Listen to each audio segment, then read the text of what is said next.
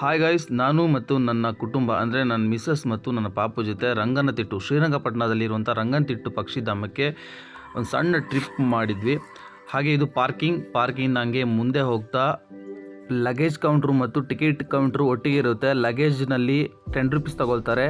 ಹಾಗೆ ನಿಮಗೇನು extra boating ಎಲ್ಲ ಇರೋದಾದರೆ ಅಲ್ಲಿ 175 ರೂಪೀಸ್ ಪರ್ಸನ್ಗೆ ಪೇ ಮಾಡಬೇಕು. ಹಾಗೆ ಮುಂದೆ ಹೋಗ್ತಾ ಇದು ಮಕ್ಕಳ ಪ್ಲೇಯಿಂಗ್ ಏರಿಯಾ. ಆ ಪ್ಲೇಯಿಂಗ್ ಏರಿಯಾದಲ್ಲಿ ಅಂದರೆ ಪಾರ್ಕಲ್ಲಿ ಪ್ಲೇಯಿಂಗ್ ಏರಿಯಾ ಇರುತ್ತಲ್ಲ, ಅದರಲ್ಲಿ ತುಂಬ ಥರದ ಆಟದ ವೈಖರಿಗಳನ್ನ ಇಡಲಾಗಿತ್ತು. ಹಾಗೆ ನಮ್ಮ ಪಾಪನಲ್ಲಿ ಆಟ ಆಡಿಸ್ಕೊಂಡು ತುಂಬ ಖುಷಿಯಾಗಿ ಆಟ ಆಡ್ತಾ ಹಾಗೆ ಮುಂದೆ ನಡೀತಾ ಹೋಗ್ತಾ ಇರ್ತೀವಿ.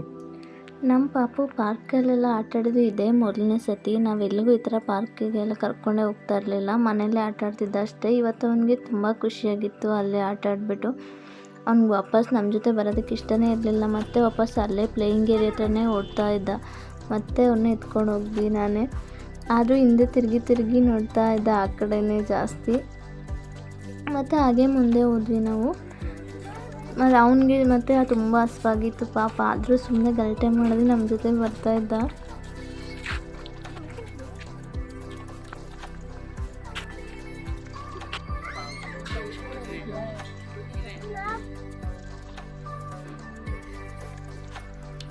ಮತ್ತು ಬೋಟಿಂಗ್ ಎಲ್ಲ ಇದೆ ಫಸ್ಟ್ ಟೈಮ್ ಅವನಿಗೆ. ನಾವೆಲ್ಲೂ ಹೊರಗಡೆ ಅವನ್ನ ಕರ್ಕೊಂಡೇ ಹೋಗಿಲ್ಲ ಈ ಥರ ಪ್ಲೇಸ್ಗಳಿಗೆ. ಇವಾಗ ನಾವು ಕೂಡ ಫಸ್ಟ್ ಟೈಮ್ ಇಲ್ಲಿಗೆ ಬಂದಿರೋದು. ಬೋಟಿಂಗ್ ಎಲ್ಲ ಚೆನ್ನಾಗಿತ್ತು. ಅವನು ತುಂಬ ಎಂಜಾಯ್ ಮಾಡ್ದ. ಫುಲ್ ನೇಚರೆಲ್ಲ ನೋಡಿಕೊಂಡು, ಅಲ್ಲಿ ಕೊಕ್ಕರೆಲ್ಲ ಇತ್ತು, ಅದೆಲ್ಲ ನೋಡಿಕೊಂಡು ತುಂಬ ಎಂಜಾಯ್ ಮಾಡ್ತಿದ್ದ ಅವನು ಕೂಡ. ನಾವು ರಂಗನತಿಟ್ಟಿಗೆ ಹೋಗಬೇಕು ಅಂತ ಏನೂ ಪ್ಲ್ಯಾನ್ ಮಾಡಿರಲಿಲ್ಲ. ಅನ್ಎಕ್ಸ್ಪೆಕ್ಟೆಡಾಗಿ ಅಲ್ಲಿಗೆ ಹೋಗ್ಬೇಕಾಯ್ತು. ಅಂದರೆ ಊರಿಂದ ಬರುವಾಗ ನಾವು ಬೈಕಲ್ಲಿ ಹೋಗಿದ್ದರಿಂದ ಬರುವಾಗ ತುಂಬ ಟ್ರಾವೆಲ್ ಮಾಡಬೇಕಲ್ಲ ಇನ್ನೂ ಜಾಸ್ತಿ ಅಂತಂದ್ಬಿಟ್ಟು ಸ್ವಲ್ಪ ರೆಸ್ಟ್ ಮಾಡ್ದಂಗೆ ಆಗುತ್ತೆ ಅಂದ್ಬಿಟ್ಟು ಅಲ್ಲಿ ಹೋಗಿ ತುಂಬ ಖುಷಿ ಆಯಿತು.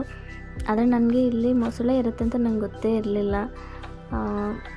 ನೋಡಿದ್ವಿ, ಮತ್ತು ಪಾಪುನೂ ನೋಡ್ದೆ ಇದೆ ಫಸ್ಟ್ ಟೈಮ್ ನೋಡಿದ ಅವನು ತುಂಬ ಎಂಜಾಯ್ ಮಾಡ್ದ ಮಾತ್ರ. ಅವನಿಗೆ ಪಕ್ಷಿ ಎಲ್ಲ ಅಂದರೆ ತುಂಬ ಇಷ್ಟ. ಇಲ್ಲಾದರೂ ಅಷ್ಟೇ, ಮನೆ ಹತ್ರ ಪಕ್ಷಿ ಏನಾದರೂ ಬಂದರೆ ತುಂಬ ಕಿರ್ಚ್ತಾ ಇರ್ತಾನೆ, ಅದನ್ನೇ ನೋಡ್ತಾ ಇರ್ತಾನೆ. ಅಲ್ಲಿ ತುಂಬ ಖುಷಿಪಟ್ಟು ಎಲ್ಲ ನೋಡ್ತಾ ಇದ್ದ ಪಕ್ಷಿಗಳನ್ನ, ಅವನೇ ತೋರಿಸ್ತಾ ಇದ್ದ.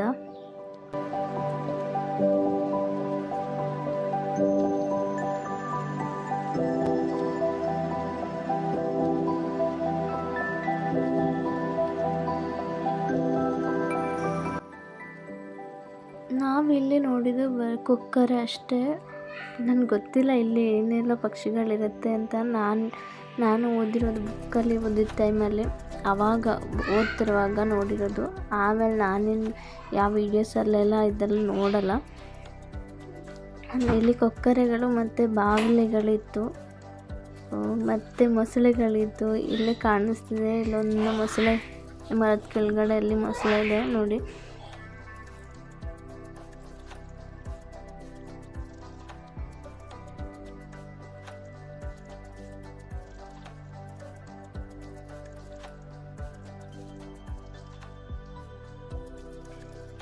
ಕೊಕ್ಕರೆಲ್ಲೇ ಬೇರೆ ಬೇರೆ ಥರದ ಕೊಕ್ಕರೆಗಳಿದ್ವು ಅಲ್ಲಿ.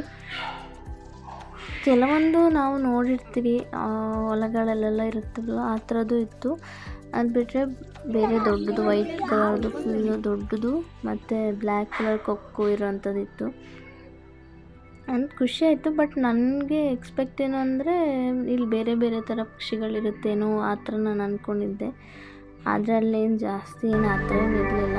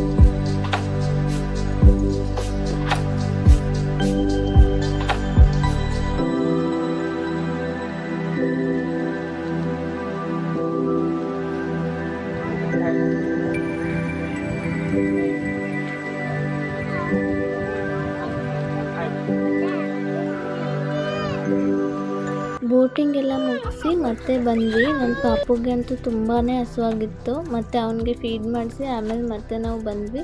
ಅಂದರೆ ನಾವು ಆ ಕಡೆ ಎಲ್ಲ ಬ್ರಿಡ್ಜ್ ಆ ಕಡೆ ಎಲ್ಲ ನಾವು ಹೋಗಲಿಲ್ಲ, ಯಾಕಂದರೆ ಅವ್ನಿಗೆ ತುಂಬ ಹಸುವಾಗಿತ್ತು ಮತ್ತು ಇವ್ರಿಗೆ ಕೂಡ ತುಂಬಾ ಹಸುವಾಗಿತ್ತು. ಅದಕ್ಕೆ ಮತ್ತೆ ವಾಪಸ್ ಬಂದ್ವಿ. ಅವ್ನ ಫೋಟೋ ಕೂಡ ತೆಗೆಸ್ಕೊಳ್ತಾ ಇರಲಿಲ್ಲ, ಅಷ್ಟು ಗಲಾಟೆ ಮಾಡ್ತಾಯಿದ್ದ. ಆಮೇಲೆ ಮತ್ತೆ ಪುನಃ ಈ ಕಡೆ ಬಂದ್ವಿ ಲಗೇಜ್ ತೊಗೊಂಡು. ಏನು ಅಂದರೆ ಟಯರ್, ಏನೇ ಗಾಡೀಲಿ ಹೋಗಲಿ ಆಟೋಕ್ಕೆ ಹತ್ತಲಿ ಟಯರ್ನೇ ನೋಡ್ತಾ ಇರ್ತಾನೆ. ಇಲ್ಲಿ ಕೂಡ ಅಷ್ಟೇ, ತುಂಬ ಖುಷಿಲೇ ಆಟಾಡ್ತಾ ಇದ್ದಾನೆ. ಬಸ್ ಟಯರ್ ಹತ್ರ ಎಲ್ಲ ಹೋಗ್ತಾ ಇದ್ದಾನೆ. ಹೀಗೆ ಫುಲ್ಲು ಓಡಾಡ್ಕೊಂಡು ಆಟಾಡ್ತಾ ಇದ್ದಾನೆ.